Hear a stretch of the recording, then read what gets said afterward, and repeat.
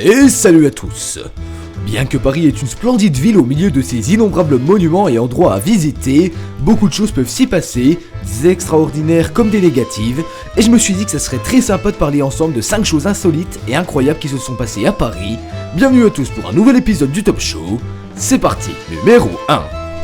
C'est seulement un an avant le fameux drame du Titanic en 1911 qu'un bus se retrouve dans une situation similaire dans la Seine parisienne. C'est en septembre 1911 que l'autobus du Jardin des Plantes s'engagea sur le pont de l'Archevêché qui était l'un des plus étroits de Paris à l'époque.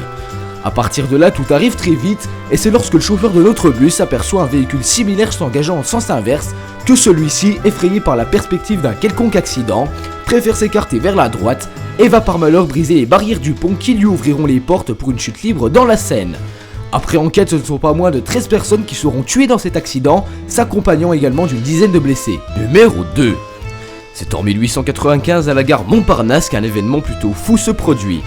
Étant en retard de presque 10 minutes lors du passage d'un point de repère, le conducteur du nom de Victor Garnier décida de pousser la machine dans ses retranchements, mais c'est lors de l'arrivée du train express reliant Granville à Paris que ce dernier semble arriver trop vite à son terminus et percuta ainsi la gare et causa des dégâts incroyables et spectaculaires, détruisant bon nombre de murs. Même si le bilan humain de cette catastrophe ne se résume qu'à quelques personnes, cet accident fut très spectaculaire et restera encore pour très longtemps l'un des accidents ferroviaires les plus incroyables de l'histoire des chemins de fer français. Numéro 3. C'est lors des grands aménagements des lignes de métro parisiennes en 1899 qu'une voûte située entre les Champs-Élysées et la ville de Friedland s'effondre en provoquant un cratère de 15 mètres de large. La chaussée s'enfonce de 10 ou 20 mètres à certains endroits puis en ressort de 5 mètres à d'autres. En résumé, la situation est vraiment catastrophique et les aménagements qui étaient prévus étaient mal calculés. Fort heureusement, parmi les passants, uniquement 2 blessés auront été recensés, ce qui en soi reste peu, car cela aurait pu être bien pire. Numéro 4.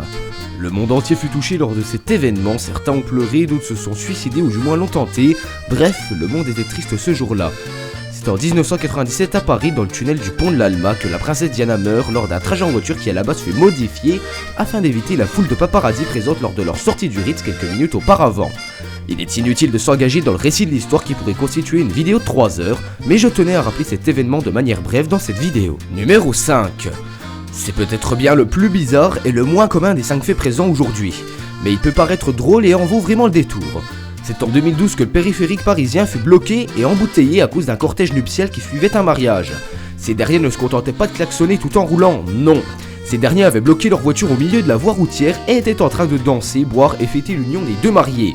C'est vraiment un mariage très bizarre qui restera certainement dans la mémoire de beaucoup de monde en tout cas. Merci à tous d'être restés jusqu'à la fin, vous pouvez partager la vidéo si elle vous a plu ainsi que l'accompagner d'un pouce bleu. Le mot mystère est à retrouver comme toujours dans cette vidéo, vous me le mettez en commentaire. Je rappelle que le Top Show c'est une vidéo tous les mercredis et samedis à 18h et que tu peux t'abonner pour ne louper aucun de ces épisodes. Et malgré les récents événements sur lesquels je ne déblatérerai pas, il ne me reste non pas à vous dire ma fameuse réplique habituelle, mais plutôt à vous souhaiter une bonne journée ou une bonne soirée. Ciao bye.